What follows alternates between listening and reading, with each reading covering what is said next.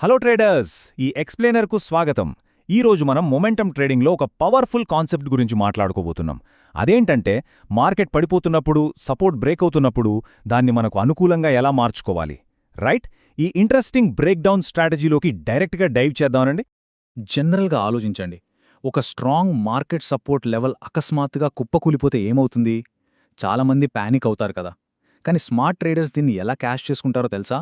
Bearish momentum అంటే ధరలు వేగంగా పడిపోతున్నప్పుడు ఏర్పడే ఆ భయాన్ని, సెల్లింగ్ ప్రెషర్ను కరెక్ట్గా అర్థం చేసుకుంటే అదొక అద్భుతమైన అవకాశం. పడిపోయే మార్కెట్లో కూడా ప్రాఫిట్స్ ఎలా తీయాలో ఇప్పుడు మనం క్లియర్గా చూద్దాం. సెక్షన్ 1 ట్రేడింగ్ యొక్క సరిహద్దులు. అసలు ట్రేడ్ చేయడానికి ముందు మన మార్కెట్ వాతావరణం ఎలా ఉందో ఎస్టాబ్లిష్ చేసుకుందాం. ముందుగా ఒక బేసిక్ రూల్: ట్రెండింగ్ మార్కెట్ అంటే ఏంటి? సింపుల్గా చెప్పాలంటే ధరలు ఒకే స్పష్టమైన దిశలో కంటిన్యూస్గా కదులుతూ ఉంటే దాన్ని ట్రెండింగ్ మార్కెట్ అంటాం. ఈ బ్రేక్డౌన్ స్ట్రాటజీ వర్కౌట్ అవ్వాలంటే మార్కెట్ ఇలాంటి ట్రెండింగ్ కండిషన్లో ఉండటం మస్ట్. ఎందుకంటే మార్కెట్ ఎటూ తేలకుండా సైడ్ వేస్లో ఉంటే ఈ వ్యూహం అస్సలు పనిచేయదు. సపోర్ట్ లెవెల్స్ను బ్రేక్ చేయాలంటే అక్కడొక బలమైన డైరెక్షనల్ ఫోర్స్, గట్టి మొమెంటం ఉండాలి. సరే, ఇప్పుడు సెక్షన్ 2 బ్రేకౌట్ మరియు బ్రేక్డౌన్ వ్యూహాలు. ఆ కీలకమైన ప్రైస్ లెవెల్స్ను మార్కెట్ ఎలా దాటుతుందో చూద్దాం. ఇక్కడ మనం రెండు అప్రోచ్ల మధ్య ఉన్న డిఫరెన్స్ చూడొచ్చు. ట్రెడిషనల్ బ్రేకౌట్ స్ట్రాటజీలో ప్రైస్ రెసిస్టెన్స్ను బ్రేక్ చేసి పైకి వెళ్తుంది, అంటే బుల్లిష్గా ఉంటుంది. కానీ మనం ఇక్కడ ఫోకస్ చేస్తున్న బ్రేక్డౌన్ స్ట్రాటజీలో ప్రైస్ సపోర్ట్ లెవెల్ను బ్రేక్ చేసి కిందకు పడిపోతుంది.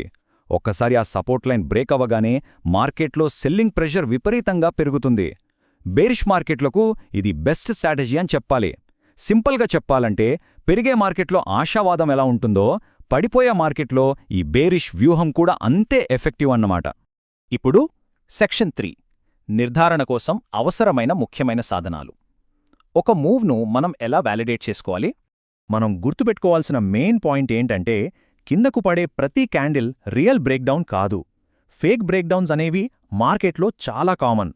ఆ ఉచ్చులో పడకుండా ఉండాలంటే మనకు 3 టూల్స్ చాలా అవసరం. అవే సపోర్ట్ మరియు రెసిస్టెన్స్, వాల్యూమ్ మరియు ప్రైజ్ యాక్షన్. ట్రేడింగ్ అనేది కేవలం ఎమోషన్స్తో చేసేది కాదు కదా. సో సపోర్ట్ బ్రేక్ అయినప్పుడు ప్రైజ్ యాక్షన్ ఎలా ఉందో చూడాలి. అన్నింటికన్నా ముఖ్యంగా అక్కడ వాల్యూమ్ పెరుగుతుందా లేదా అనేది గమనించాలి. ఈ మూడింటి కాంబినేషన్ ఉంటేనే అది correct breakdown. Right. Section 4 market entry సమయాన్ని నిర్ణయించడం. అసలు ఈ ట్రేడ్ను మనం ఎగ్జిక్యూట్ చేసే మెకానిజం ఏంటో క్లియర్గా తెలుసుకుందాం. ఇక్కడే మనం చాలా జాగ్రత్తగా ఉండాలి. First step, price support level కంటే కిందకు బ్రేక్ అవడాన్ని గుర్తించాలి. సెకండ్ స్టెప్, అలా పడుతున్నప్పుడు అందులో స్ట్రాంగ్ మొమెంటం, హెవీ వాల్యూమ్ ఉన్నాయా అని అబ్జర్వ్ చేయాలి. ఇక థర్డ్ స్టెప్, ఇది చాలా ఇంపార్టెంట్ సుమా, బ్రేకౌట్ క్యాండిల్ పూర్తిగా క్లోజ్ అయ్యే వరకు ఓపికగా వెయిట్ చేయాలి. తొందరపడి ముందే దూకేకూడదు. ఆ కన్ఫర్మేషన్ వచ్చిన తర్వాత మాత్రమే ఫోర్త్ స్టెప్, పుట్ ఆప్షన్స్ను బై చేయాలి. ఈ స్టెప్ బై స్టెప్ ప్రాసెస్ను స్ట్రిక్ట్గా ఫాలో అయితేనే మనం ఫేక్ బ్రేక్డౌన్స్ బారిన పడకుండా ఉంటాం. ఇక సెక్షన్ 5 రిస్క్ మరియు రెగ్యులేటరీ కంప్లయన్స్. ఒక ప్రొఫెషనల్ ట్రేడర్గా తప్పనిసరిగా మనం తెలుసుకోవలసిన నిబంధనలు ఇవి. మనందరికీ తెలిసిందే, ఫైనాన్షియల్ ట్రేడింగ్ అంటేనే రిస్క్తో కూడుకున్నది. సెబీ నిబంధనల ప్రకారం మనం ఎప్పుడూ గుర్తుంచుకోవాల్సిన విషయం, సెక్యూరిటీస్ మార్కెట్లో పెట్టుబడులు మార్కెట్ ప్రమాదాలకు లోబడి ఉంటాయి. పెట్టుబడి పెట్టే ముందు సంబంధిత పత్రాలన్నింటినీ జాగ్రత్తగా చదవండి. ఇది కేవలం ఒక డిస్క్లైమర్ మాత్రమే కాదు, ప్రతి ట్రేడర్ మైండ్ సెట్లో ఉండాల్సిన ఒక బేసిక్ రూల్. రిస్క్ మేనేజ్మెంట్ను, మార్కెట్ నిబంధనలను గౌరవిస్తేనే లాంగ్ టర్మ్లో మనం సక్సెస్ అవ్వగలం. సో ముగించే ముందు మీకో చిన్న ప్రశ్న. ఒకవేళ బ్రేక్డౌన్ జరిగినప్పుడు అక్కడ ఎక్స్ట్రా వాల్యూమ్ లేకపోతే అప్పుడా సపోర్ట్ నిజంగా బ్రేక్ అయినట్లా? ఒక్కసారి ఆలోచించండి. వాల్యూమ్ కన్ఫర్మేషన్ లేని బ్రేక్డౌన్స్ ఎంత డేంజరో దీన్ని బట్టి అర్థం చేసుకోవచ్చు. కేవలం ప్రైస్ ఒక లైన్ దాటడం కాదు, దాని వెనుకున్న సెల్లింగ్ ఫోర్స్, అంటే వాల్యూమ్ పెరిగితేనే అది ఒరిజినల్ బ్రేక్డౌన్. వాల్యూమ్ లేదంటే డెఫినెట్గా అది మనల్ని ట్రాప్ చేయడానికి మార్కెట్ వేసిన వలే అవ్వచ్చు. బ్రేక్డౌన్ స్ట్రాటజీ వెనుకున్న లాజిక్ను ఈ ఎక్స్ప్లెయినర్ మీకు చాలా క్లియర్గా అర్థమయ్యేలా చేసిందని అనుకుంటున్నాను.